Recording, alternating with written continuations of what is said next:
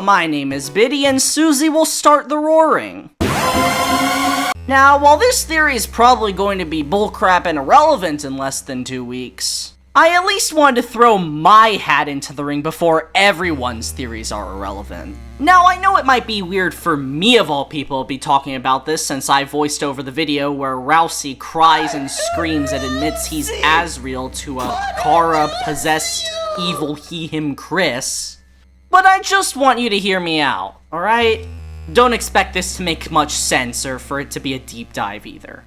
Also, if I happen to accidentally copy someone's theory, I am terribly sorry. Alright, so where do we begin? Chapter 5 will end with the roaring. Kind of a cold open, huh? Now for me, I feel like it's kind of obvious due to the whole one more fun adventure thing that's been going on. And the fact that if Chapter 6 ends with the roaring, we're only going to have one climax chapter. So to further cement my point, I would like to present to you the 3-act structure. And the fact that Deltarune is quite literally split up into these 3 acts. That being the battle themes. Rudebuster indicates Act 1 being chapters 1 through 3. The climax of Act 1 is of course the Roaring Night. From now on is probably going to indicate Act 2 being chapters 4 and most likely 5. The midpoint, our twist, is the nature of the final prophecy and how Rousey has been lying to us about the true nature of how things are going to end this entire time. So, what exactly is going to be the climax of Act 2? That's right, the end of the world itself! But then comes the question, who's gonna start the roaring? I mean, it could be the Roaring Knight, you know, being the super death apocalypse causer 2000. But if the Knight wanted to start the roaring, why haven't they done it already? Okay, well, what if it's Asgore? Come on now. Okay, well, what if it's Noelle? She's the most popular theory, right? You know, having angel symbolism and all. And while she's definitely my second pick, I believe that nobody's really put attention to Susie.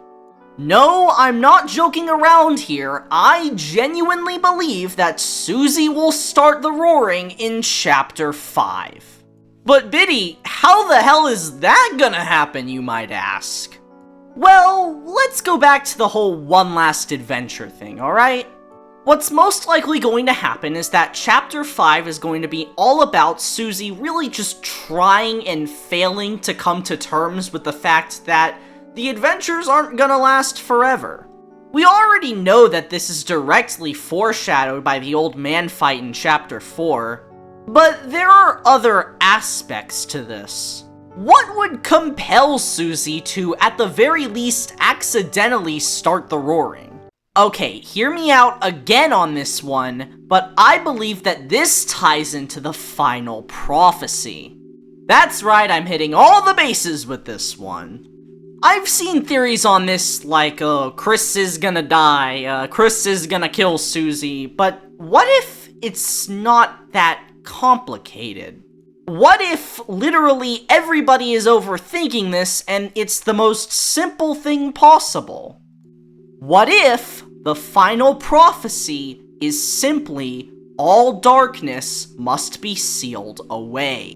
The most important thing that we know about the prophecy is that Rousey and Susie really don't want it to happen. Yeah, kind of obvious, I know. I believe that this is foreshadowed to in a few different ways. The beginning of Chapter 3 has Rousey insist that Susie not care too much about the Darkners. The reason I believe Rousey is scared of this at the end of Chapter 4 is because if all darkness is sealed away, then all Darkners lose their purpose, turning everyone to stone. Putting all of the Darkners in Castletown gives them purpose. So I believe the hope there was that if all of the Darkners were in Castletown, they wouldn't lose their purpose, even if the fountain is sealed. Susie's almost immediate reaction after being pulled out of that shock after learning about the final prophecy was wanting every day to be the same as the last, that being the adventures themselves. The Dark Worlds were quite literally an escape from Susie's old life. So she believes that if that stops, she would go back to being alone. That she wouldn't have anything to go back to.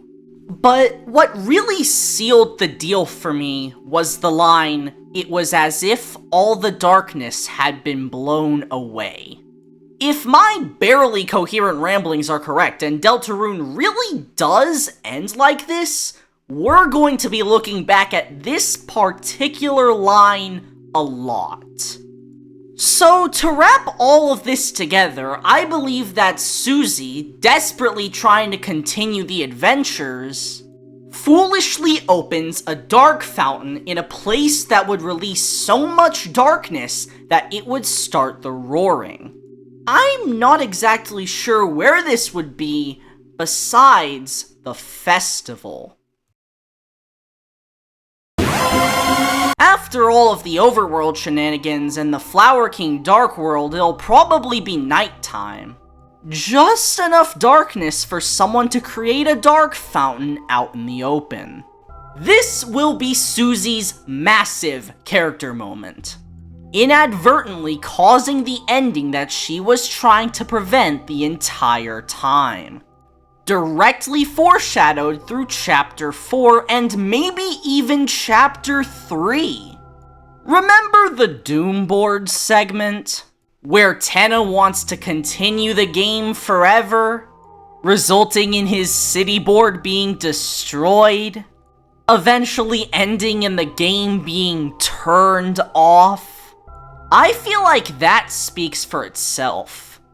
My final talking point regarding this is the overall message of Deltarune. The 10th anniversary Undertale stream and Gerson's message in general is for us to create offshoots of the story. Just because one story is over doesn't mean it has to end there. Everywhere has its own story that can be told. So even if all of the Dark Worlds are permanently sealed away, you can still imagine what goes on in there.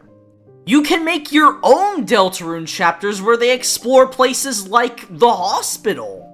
And I believe this is what will fully wrap around Susie's story. To create adventures not from what is, but from what could be. So when Chapter 5 does happen and Susie starts the roaring, I'm going to sit back and smile knowing I was wrong. Realistically, I'm probably wrong.